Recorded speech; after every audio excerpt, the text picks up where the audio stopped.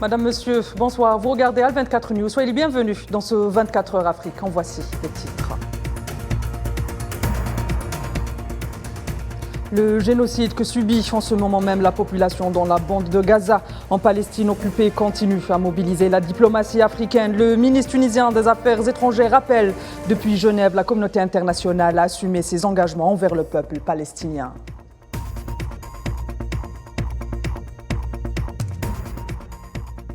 L'Algérie exprime sa reconnaissance à la mission d'appui de l'ONU au Mali et son secrétaire général Antonio Guterres pour la contribution et son soutien précieux qu'il a apporté à la mise en œuvre de l'accord dit d'Alger.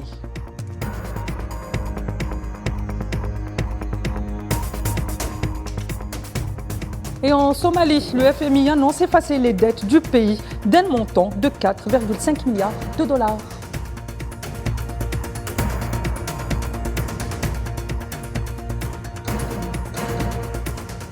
La Tunisie, par la voix de son ministre des Affaires étrangères, rappelle à la communauté internationale ses engagements envers le peuple palestinien qui subit actuellement une offensive génocidaire sans précédent à Gaza, avant de l'appeler, je cite, « à tirer les leçons de l'histoire lointaine et récente pour mettre fin à l'occupation des territoires palestiniens et garantir au peuple palestinien ses droits légitimes reconnus à l'échelle internationale ». Nabil Ammar, qui s'exprimait à Genève à l'occasion d'une réunion ministérielle de haut niveau, a par ailleurs réitéré la position de son pays et son soutien inconditionnel à la lutte du peuple palestinien, affirmant la Tunisie a toujours soutenu la paix dont la justice est la pierre angulaire. Elle continue de soutenir les justes causes ainsi que le droit du peuple palestinien à l'autodétermination et à l'indépendance, soulignant son pays rejette fermement toute tentative de déplacement forcé des Palestiniens. Nabil Ammar a conclu son propos. Les médias et les journalistes sont appelés à assumer leurs responsabilités en toute impartialité, dénonçant le discours diffusé qui met l'agresseur et les victimes sur le même pied d'égalité. Et dans le même contexte, il a noté que la politique d'arrogance et de terrorisme adoptée depuis des décennies a échoué à séparer les efforts des Palestiniens et à réclamer leurs droits. Et en marge de ses travaux à Genève, Nabil Ammar s'est entretenu avec son homologue iranien. Hussein Amir Abdullahian a fait savoir un communiqué du ministère tunisien des Affaires étrangères.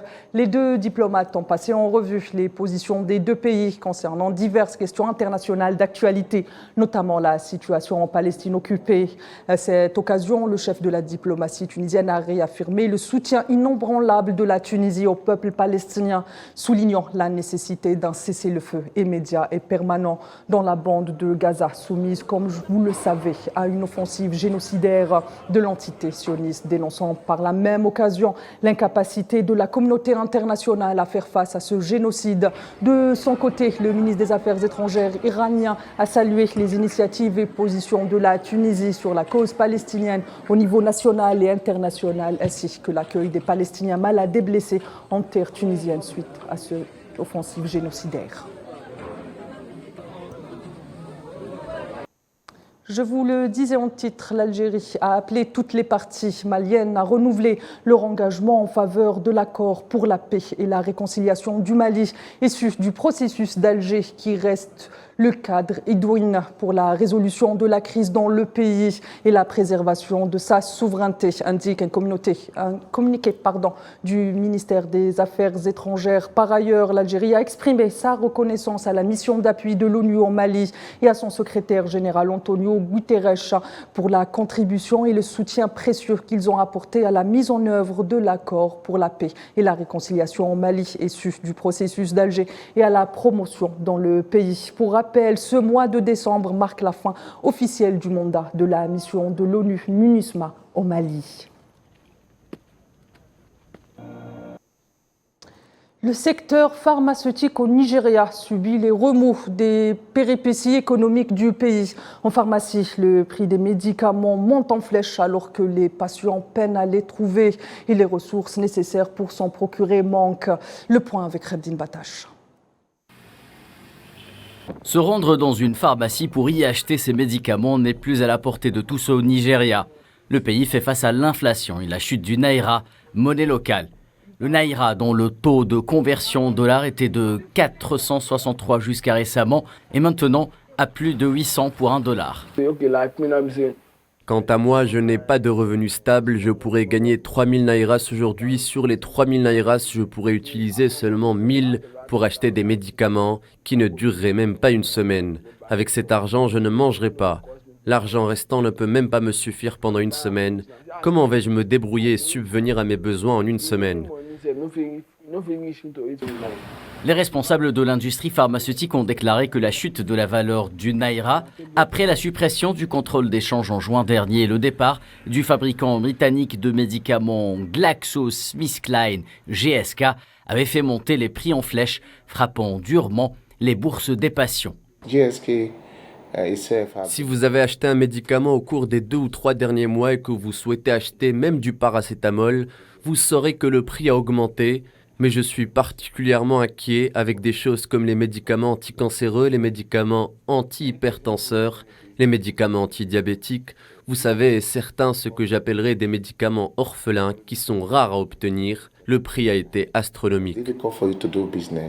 En août dernier, GSK a annoncé qu'elle quitterait le marché pharmaceutique où elle était un acteur majeur depuis plus de 5 décennies.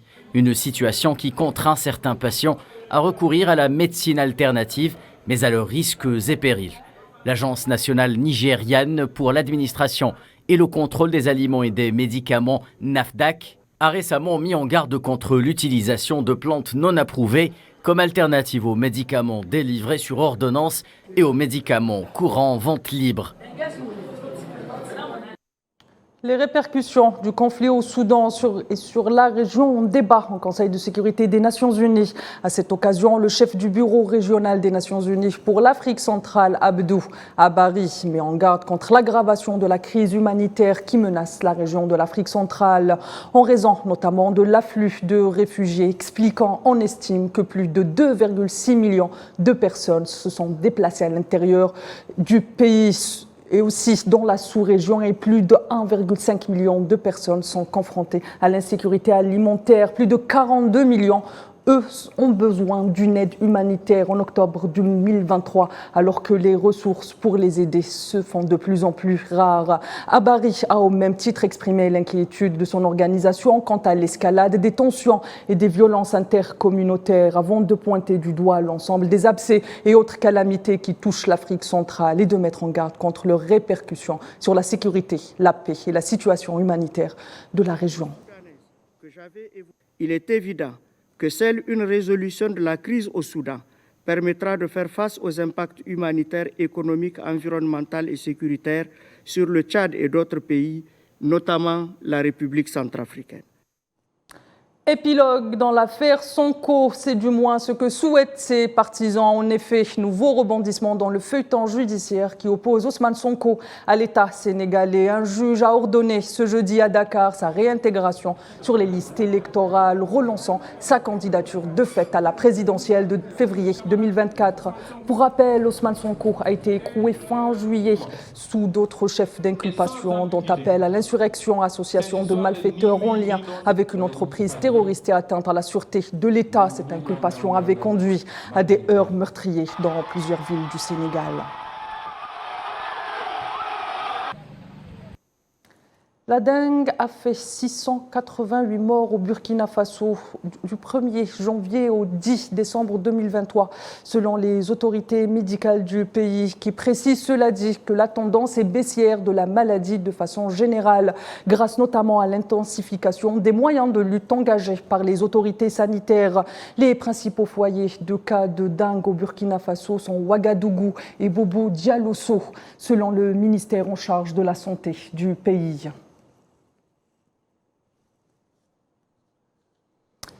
Selon les observateurs, c'est une bonne nouvelle. La Somalie va bénéficier d'un plan de réduction d'endettement de 4,5 milliards de dollars auprès des créanciers internationaux, rapporte temps sur le service de sa dette, a annoncé ce mercredi le Fonds monétaire international dans un communiqué. Le processus d'allègement de la dette de la Somalie est le fruit d'efforts intergouvernementaux couvrant 3 administrations politiques depuis près d'une décennie. Cela témoigne de notre engagement national et de la priorité accordée à ce programme crucial et porteur. C'est félicité le président somalien Hassan Sheikh Mahmoud.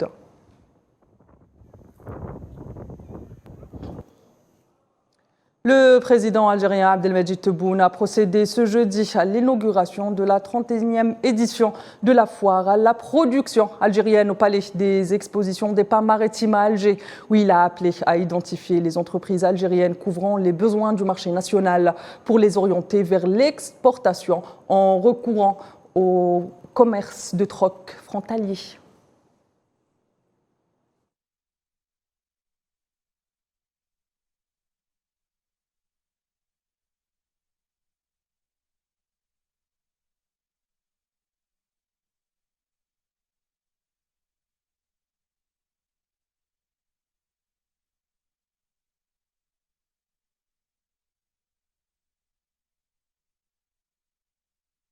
شركات ولا القطاع اللي فيه تغطية كاملة لحاجيات الوطن تسجلوا لنا المؤسسات باش نرخصوا لهم تصدير نحو إفريقيا ميم دون لو كادر دو تروك الغلم مع الزيوت تاع السيارات ولا مع هذه ولا مي فو با سترومبي.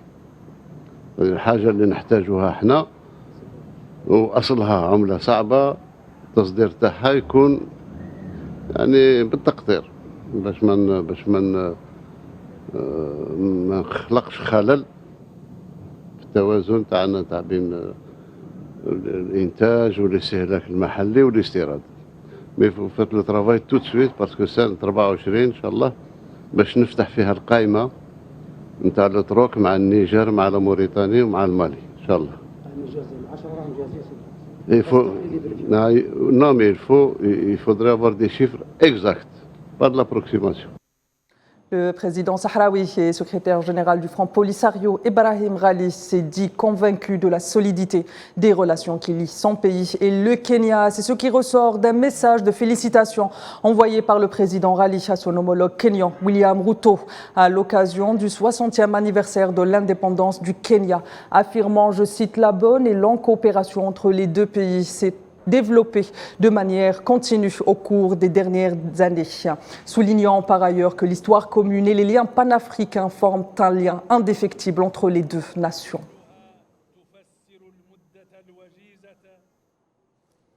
Madame, Monsieur, ainsi va l'actualité africaine. Quant à moi, je vous donne rendez-vous ce soir à 22h pour Cap sur l'Afrique, votre rendez-vous hebdomadaire avec les questions africaines qui se penchera ce soir sur la République démocratique du Congo et les enjeux des élections. Excellente soirée. À demain.